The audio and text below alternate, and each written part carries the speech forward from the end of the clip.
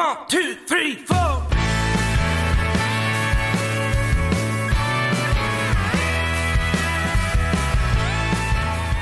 All right, welcome back to Country and Cold Cans. I'm Logan, sitting here with Trucker Andy and Kyle. Be sure to give us 5 stars and a great review wherever you get your podcasts. And for this podcast, that is Apple Podcast, Amazon, Stitcher, and Spotify. If you click the Spotify option, we have a Q&A in there of let us know what you think about the episode, what you think about. Today we're going to be reviewing Giovanni and the Hired Guns, new record, Tejano Punk Boyz. So let us know what you think about that, what you liked about the album and all that. And then, there's an option in the description for an up to 1 minute voicemail. We'd love to hear from you there. We may play it on the podcast. All right, fellas, how are y'all? I'm doing well. Pretty good. Well, I'm glad somebody is. Mine is. Don't update your iPhone. Well, why is that? Well, it's annoying because I can't now send messages to anyone that has an Android. So you can't speak to the peasants. Apparently, yeah. That's what Apple's trying to do is you can only speak to people with blue messages. Green messages are out. And I don't know how to fix it. I've Googled it. Kyle, you're an IT guy. You might have to give me some direction when we get done recording. I'm not going to lie. The number one thing I always do is just restart it. I've done that 3 times. Oh, okay. Well, that's usually the first troubleshooting thing. Yep. Did you try unplugging it and plugging it back in? Mm-hmm. Waiting 30 seconds and then redoing it. Apple do be slipping. Mm-hmm. It's annoying as shit. But like I said, today we're going to be talking about Gio and the Hired Guns' new album, Tejano Punk Boyz. We had Gio on the podcast a while back. He was a real cool guy. It was a good interview. Check that out in the archives here on Spotify. But it's interesting because this is the first release that they have after they signed their major label deal. And they signed with Warner Music Nashville, but this record was in a partnership with Warner Music Rock and Warner Music Latina. So that was kind of cool to see because it was very interesting. They would probably even admit this. They're not like a straight ahead country band. They get kind of grouped in the Texas country scene because they're from Texas, but they're definitely more rock. And this album had Blink-182-esque pop punk fingerprints all over it. It's a little bit harder rock from the 2000s elements in it. There was really only one song on it that I would even classify as somewhat country.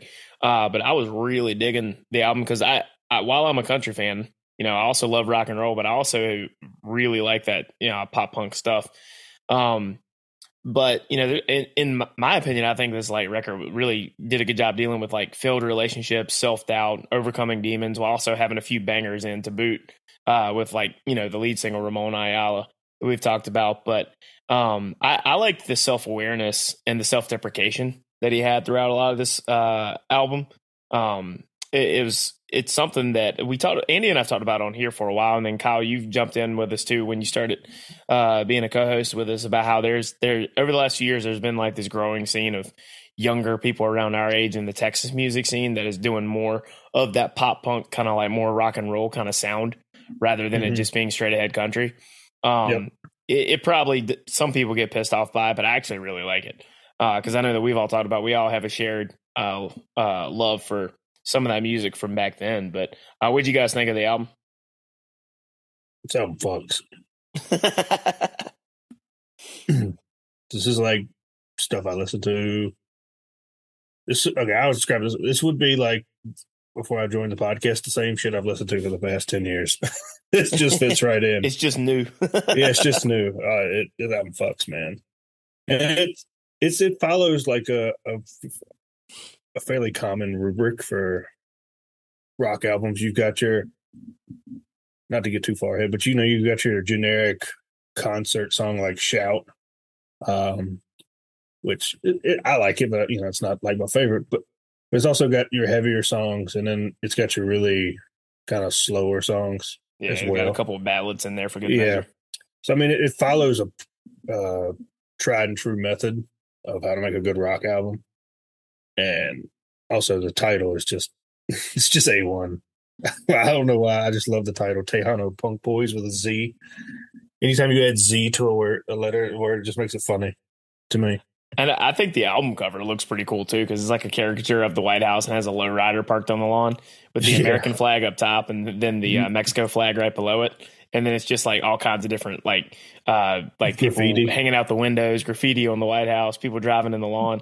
It's a really it really like if you're gonna have an album called Tejano Punk Boyz, and Boys is spelled with a Z, the album cover I think very much fits the album title.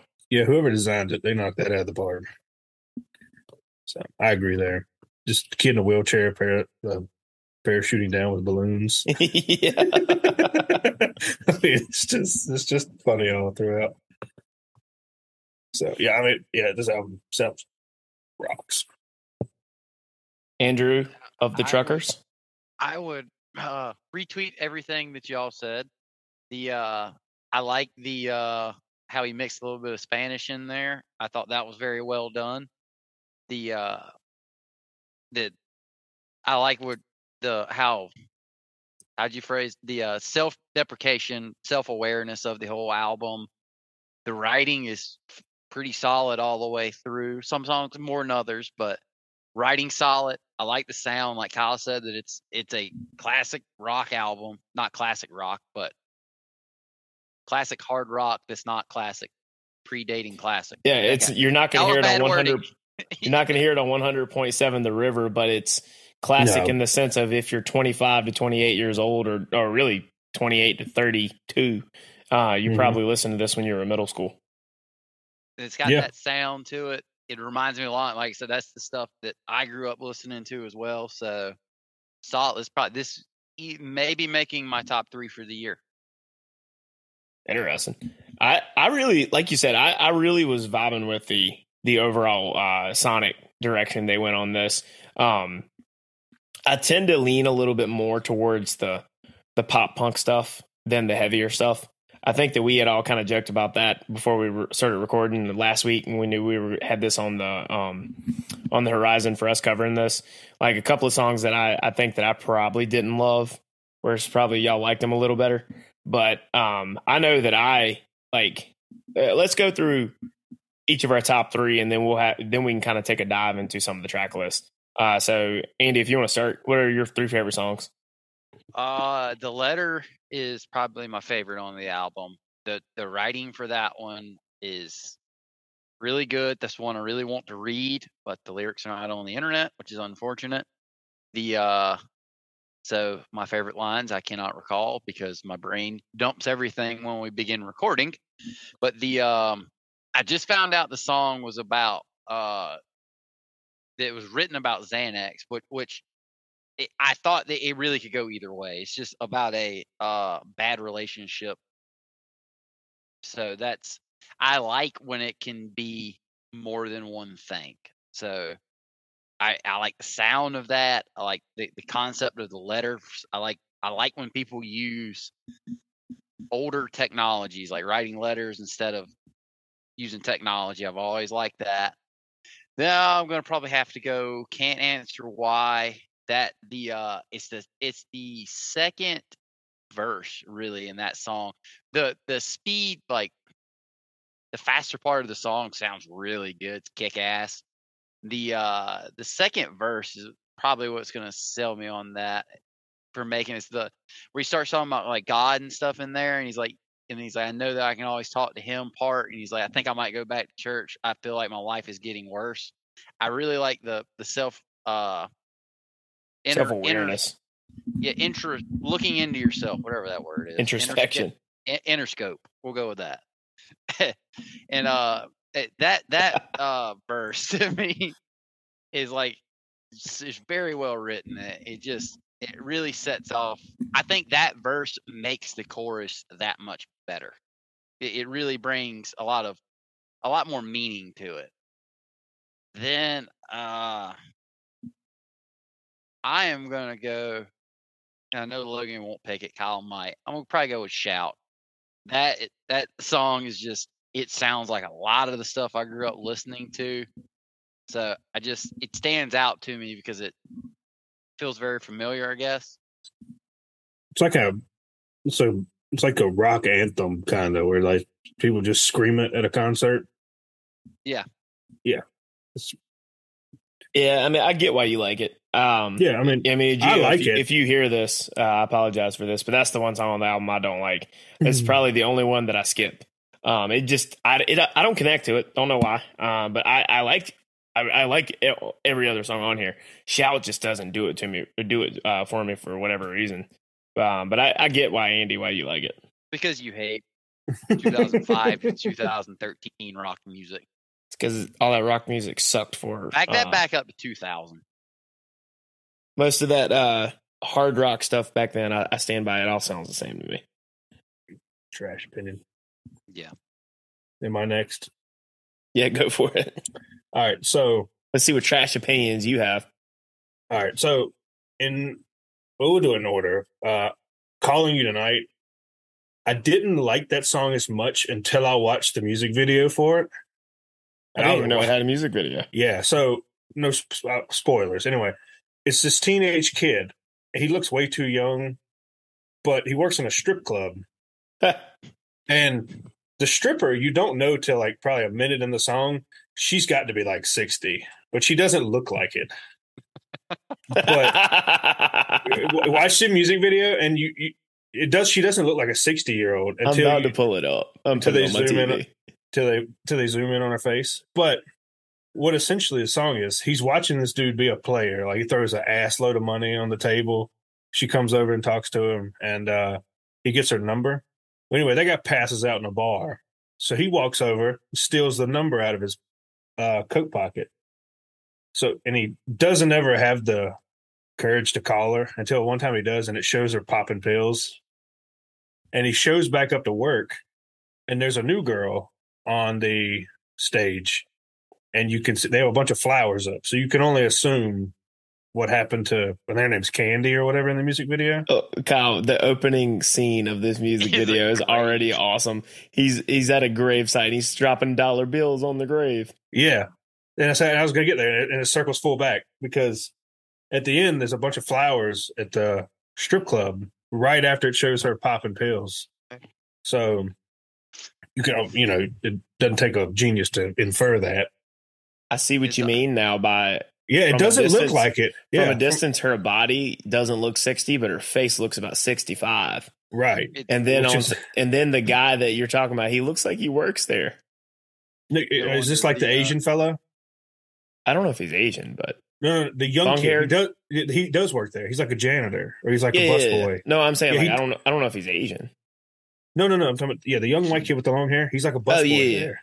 Yeah, and he's like in love with the stripper. And there's an Asian guy that throws a boatload of money on this. Mm-hmm. I see him. Yeah. Anyway, the next shot, it shows him passing out in the bar, and he steals the number out of his coat pocket. And he's like in love with the stripper. And he calls her one night, and he doesn't have to. Shut up, Andy. He doesn't have the courage to actually talk, so he immediately hangs up. And then the next day when he comes in, there's a bunch of flowers, assuming the stripper OD'd.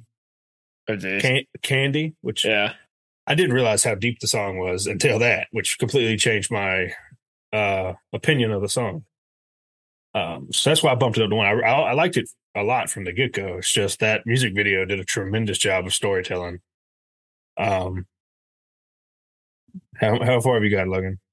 He just stole the number from the passed out. He looks kind of okay. There's the Asian guy. Yeah, so he's dreaming of dancing with this 65-year-old woman in the back. Yep. Now he's alone in a hotel room. He was punching the air, doing. He's like trying to get a bunch of workouts. Getting Rocky workout. Now she's popping some pillies. Yeah. So he calls her, and then the next day, as I've said like 5 times, but so that's the first song I like. The second song I like is Numb, because this is some straight emo shit. Like, this is an emo ass song. Sounds like a number of things I would listen to. It's one of the more softer ballads on the album, but it's got some heavy emo influence, which I vibe with hardcore. And the third one, excluding Ramon Ayala, which we've already covered because it's been out for quite a while, is Can't Answer Why. It was the one that I originally put on the podcast we never did, which is how I found out they had a new album in my free music or New Music Fridays or whatever. So that's my third favorite song on the album. Oh, the new stripper just started. Yep. And you see the flowers and they're. I'm assuming is there only one dancer at this club? Well, you assume it's daytime. I mean, there still is more than one dancer. Well, I don't know. Maybe they can afford one for the music video. But they didn't spend a whole lot of money. Oh, they're taking Candy's name away, and the kid's crying. Yeah, I'm gonna have to rewatch this. I'm gonna have to watch this music video after we're done recording. This shows how good YouTube's algorithm is. It just popped up while I was just doing chores, and of course, when you search 60-year-old strippers, I mean, yeah, it's probably the next thing that comes up for you. Mm-hmm. But I didn't know they had a music video. But yeah. Oh, there he goes with his dollar bills, bro. She ain't gonna be able to use those. You might want to pick those up and go. Yeah. But he's like in love with her. It's really weird, but it's tremendous storytelling in the music video. Yeah, that's pretty cool. I'm gonna have to watch that in full with the music playing when we get done. Overrated looks cool too. I have not seen the Overrated. I don't think I've watched that one either. I'm way behind on these. All right, I'll do my top three. So number one is Can't Answer Why. I've loved this song since the moment that I heard it. It's such a relatable song that just deals about like self-doubt, loneliness, and then like leaning on things like drugs and alcohol as a crutch. And then Andy, you alluded to the second verse, where it's like, I feel like my life is getting worse, and then talking about wanting to get back into church and all that stuff, because you can always rely on God. There's a lot of relatable aspects to that song for me and probably for a lot of people. And it's just like things are not exactly what you want them to be, and you can't answer why. I think that song is absolutely phenomenal.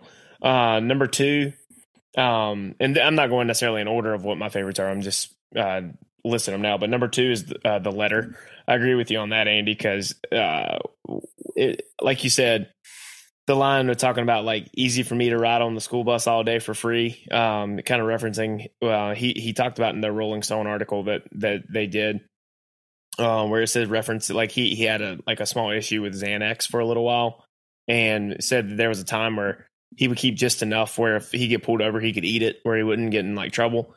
But then they got stuck in Kyle, Texas for 5 days at a hotel, and he'd ran out, and then he'd be like wanting it, and he'd go out to the van knowing full well there's none in the van, but he'd look for it anyways. It's just like the throes of an addiction, whereas like you end up having an issue with something. And that song kind of like addressing like the letter to apologizing for a relationship falling apart. Sorry about like what makes him feel whole inside isn't like the person he's speaking to or the girl he's speaking to, or maybe like Andy said, even the relationship with having to break away from something that's controlling you in this instance, being barred out. But that song is fantastic. Number three, I'm going to go with something different. I had Calling You Tonight, and so that's my honorable mention, because Calling You Tonight, real quick, was first released in 2017. I had heard that song. This was one of the few older songs that had been released previously, at least, that was put on this record.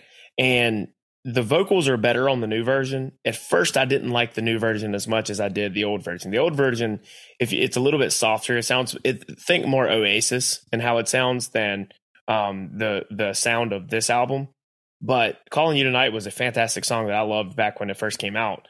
And then the new version I like a lot now. It grew on me after the first couple of listens. But you know how we always talk about first thing you listen to, you tend to lean towards that. But the new production on this new version definitely fits the vibe of this record more than the old one would have. But the old one definitely has a more Oasis kind of sound, if you're into that kind of stuff. But that's a good song. But my number three is Overrated. I think this is a perfect way to kick off the album. It's a banger, but it's also done in a self-deprecating way. It kind of has that same kind of sense of humor that a lot of the pop punk stuff does. And I just love in the chorus where he's like, she's over me, she says I'm overrated. And then it ends with, even if I end up fucking famous, she says I'm overrated. And kind of goes through like maybe talking about like being messed up because he loves the way she hates it. It's a very funny song, but it's also just a banger. So Overrated was my third on the list. The video is wild. Oh yeah, I know. And Kyle's not wrong when he says that from a distance you can't tell how old this chick is.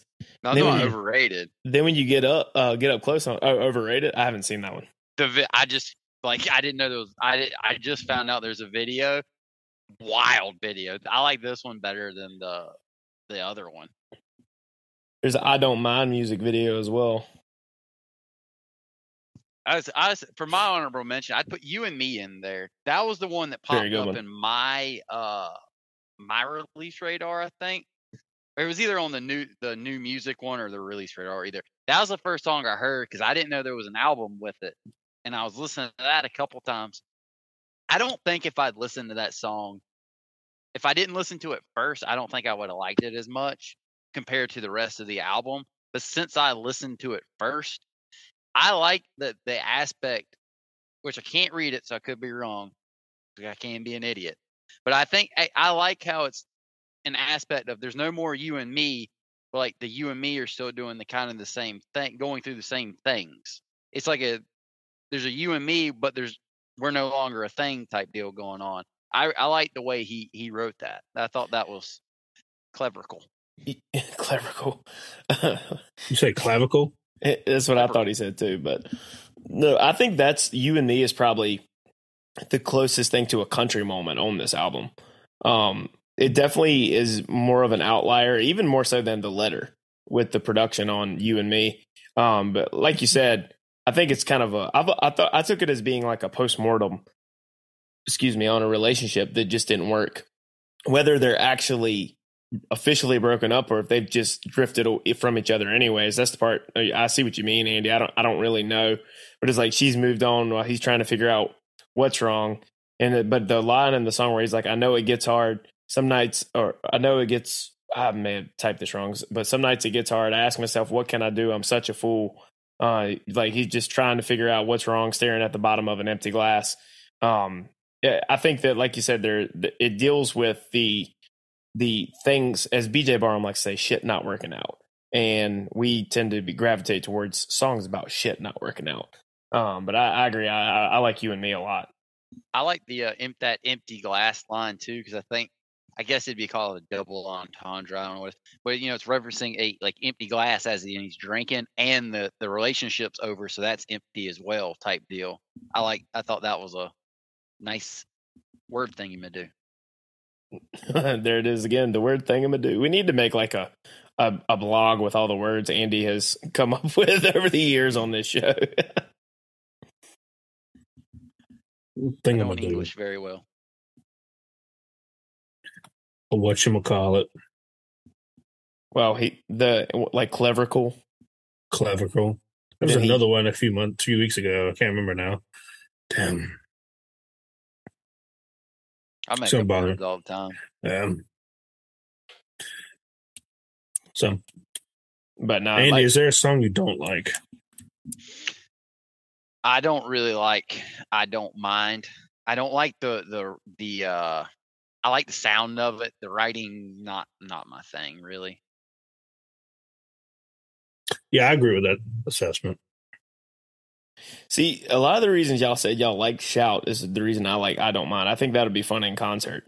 But Shout, for some reason, that one didn't do it for me. I don't love Shout. It's fine because I'm used to that type of song being on an album. Just Andy, you said you don't really like the lyrics; you just like the sound of "I Don't Mind," right? Yeah. Okay. Yeah. I share that opinion. Other than that, I don't have any real complaints.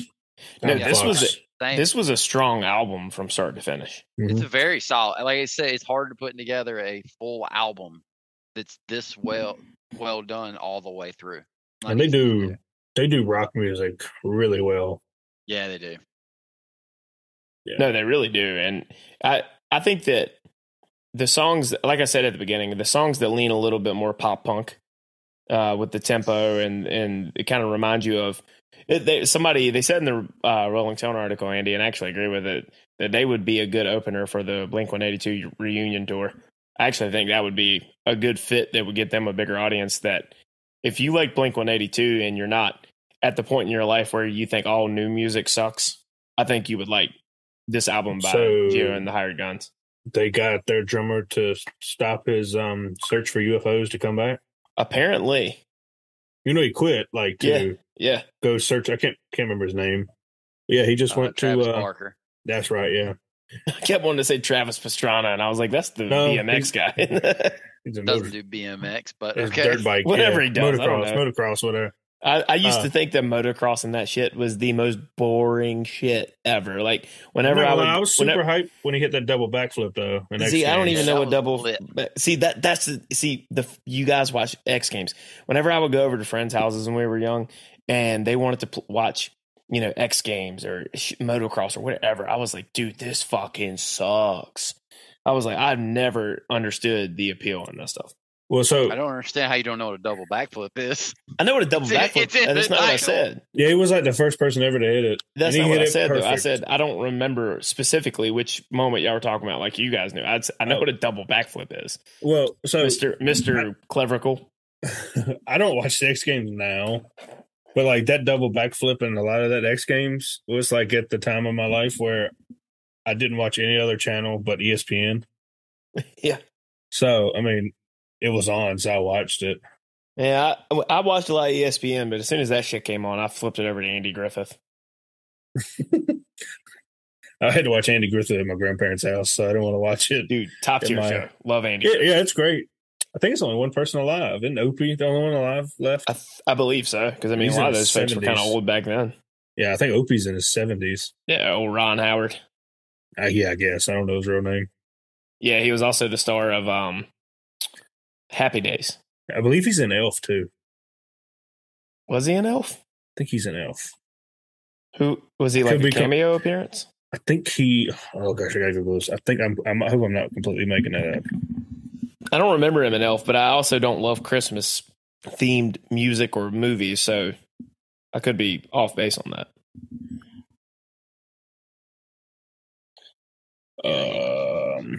What's his name? Ron Howard. Ron Howard. He's a very critically acclaimed director as well.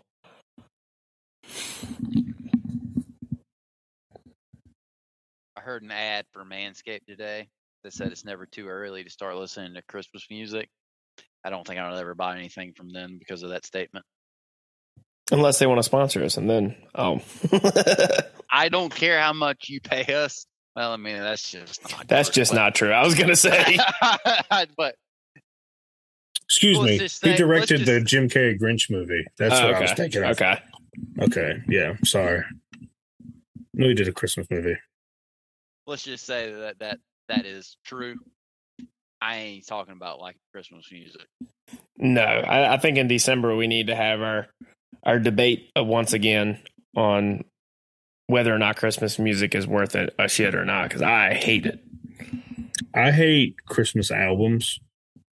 But if you catch me in the right mood, I don't hate the religious Christmas songs. Yeah, in the right mood. But see, I've always said if I was dictator of the world, and don't worry, America, I'd be a benevolent dictator. But I'd be ruthless. I'd be a benevolent dictator. I'd be akin to Saddam. I wouldn't say that. I'd rule with an iron fist in the sense of you knew I meant business, but it wouldn't be like bad. You know what I mean? Like it'd be like, we kind of like it here. This shit's kind of fire. But if I could decree about and rule on Christmas music, I would allow it. And this is where my benevolence would come in as a dictator. December 1st to December 26th. I'll even give you the day after Christmas. But Christmas will not be sold or played until December 1st. It's ridiculous that we do it so early. Yeah, I would agree with that. Mm-hmm. So Kyle would vote for me to be a benevolent dictator is what it sounds like to me. I want his vote. Well, I'm talking about when I say I'd be akin to Saddam, I mean, you might go missing if I see a Christmas tree in your window on November 1st. You might go to a gulag somewhere. Speaking of Christmas stuff, the Guardians of the Galaxy holiday special they're doing, old 97s are in it. God. That's no, like cool. it's on Disney Plus, but old 97s are in it. So I mean, that's gonna be pretty cool. That's cool for them.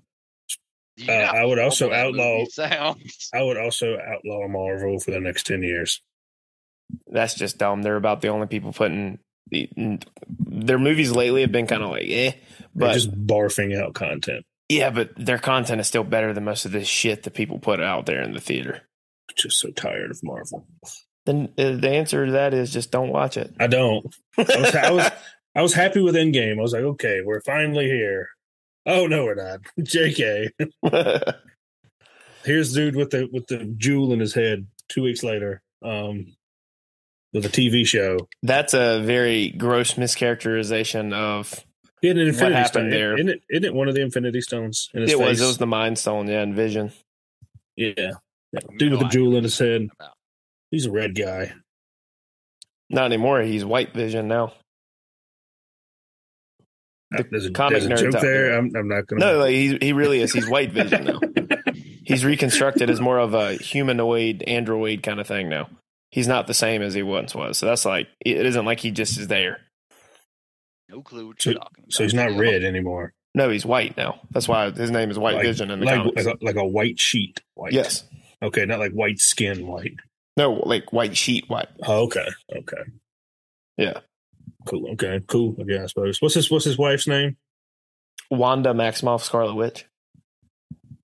That was a mouthful. Okay. Well, I mean, that's her real name and her hero name. Where now she's kind of a villain, but Scarlet Witch. That's what I was looking for. What is the name of this movie? The WandaVision was the TV show, and then she was the villain in Doctor Strange 2: Multiverse of Madness. Nope, haven't heard that. On an aside, Andy, who is the lamest superhero? Who's the lamest superhero? Superman. It's not even close.